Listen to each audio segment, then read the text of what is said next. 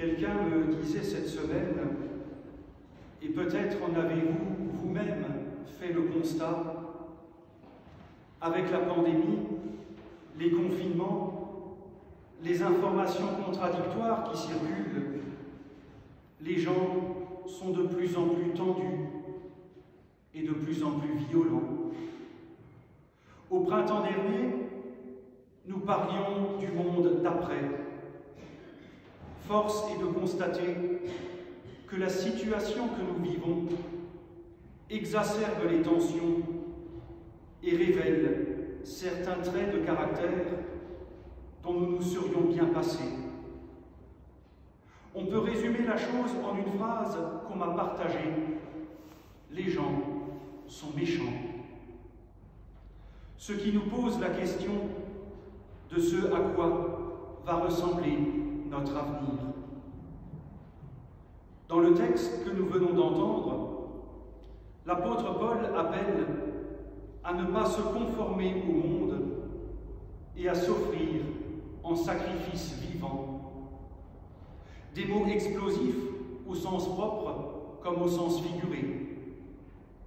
Dans certains milieux traditionnalistes, vous vous conformez au monde est devenue l'insulte suprême.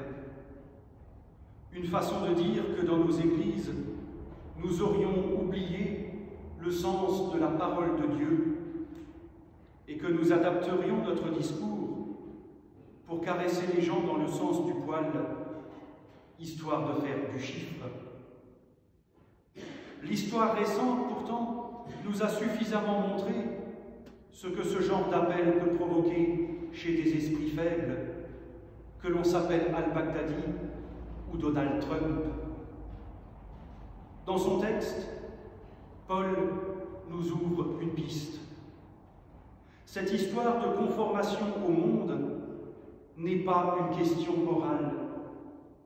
On ne se conforme pas au monde parce qu'on refuse de porter une parole de condamnation et de fermeture sur ceux qui pensent, vivent, aiment ou croient différemment.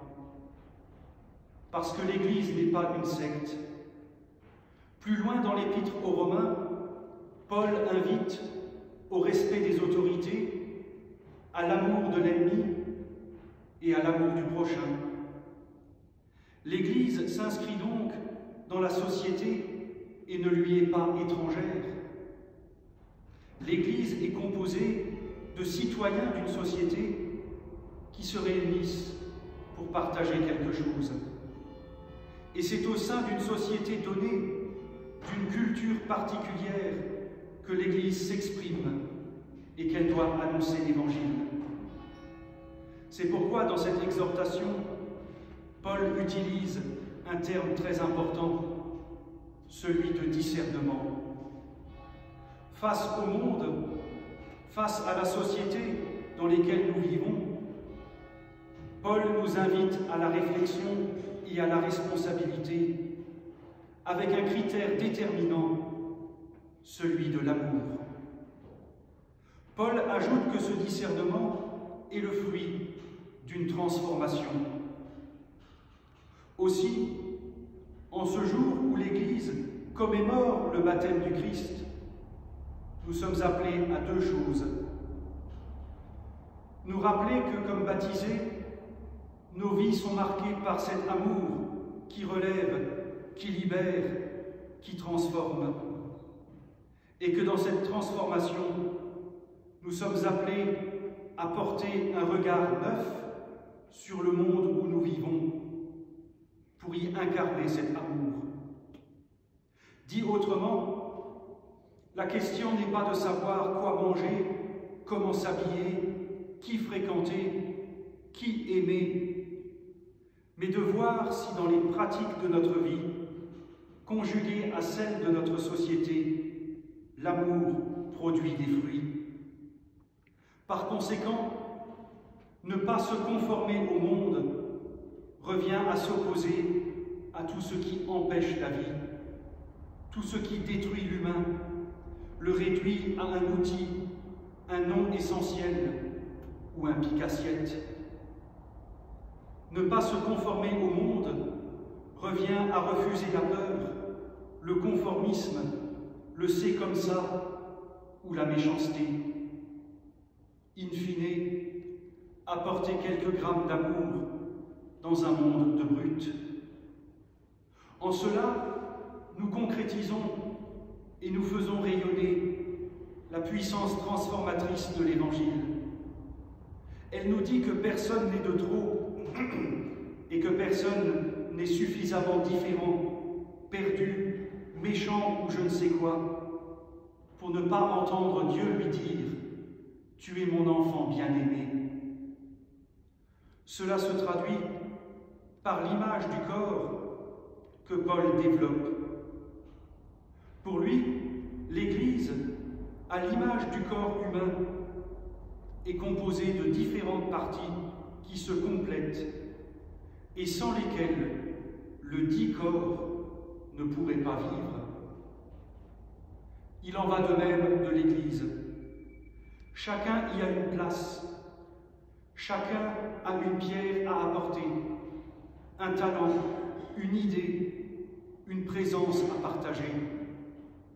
De cela, il peut naître des fruits qui dépassent largement le cadre de nos institutions.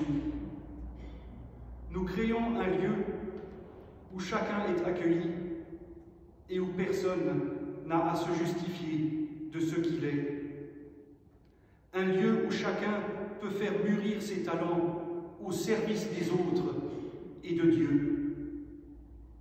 Je sais, de la théorie à la pratique, il y a souvent un fossé. Ce lieu de paix est à construire tous les jours.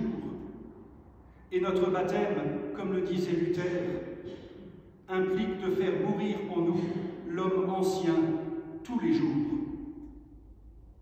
Mais agissant de la sorte, nous posons un témoignage.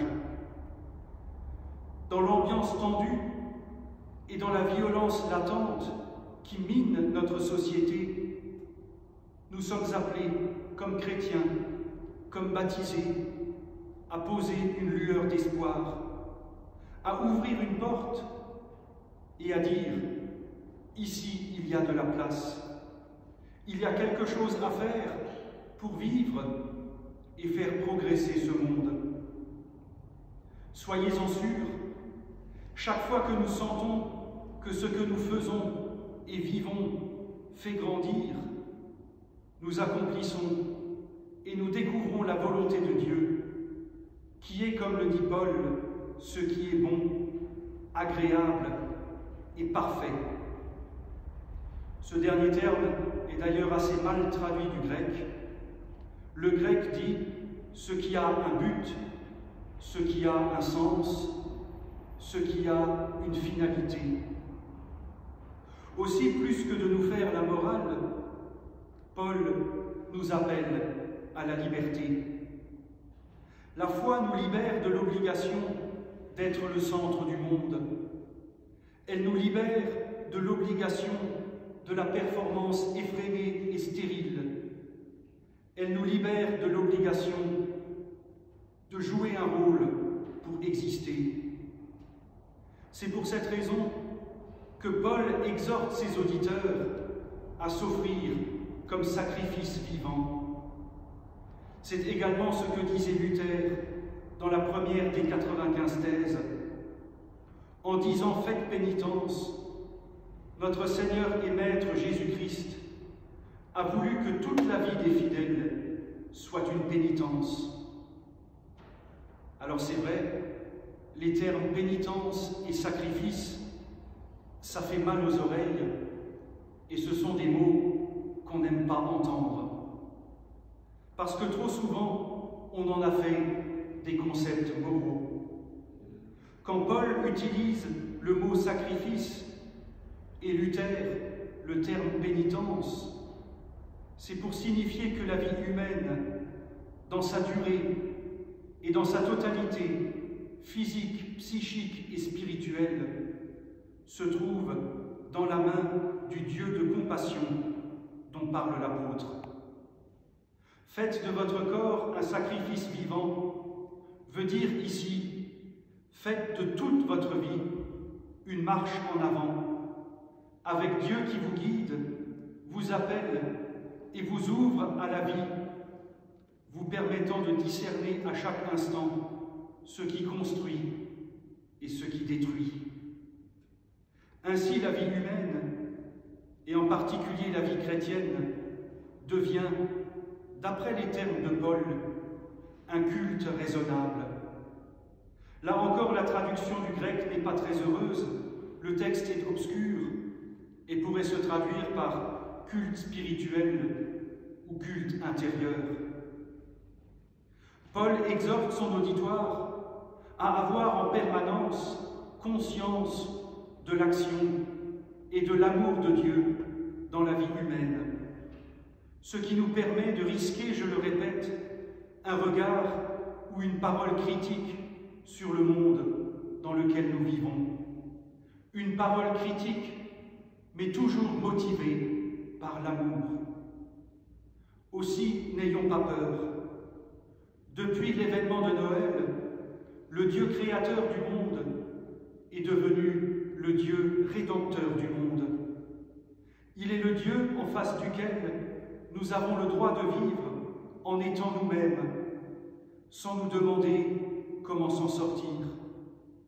Il vient lui-même en nous pour transformer nos vies et faire de nous des témoins d'une bonne nouvelle. Aussi, n'ayons pas peur d'ouvrir les portes de nos vies à ce Dieu qui vient et qui ne cesse de nous répéter « Tu es mon enfant bien-aimé. » Amen.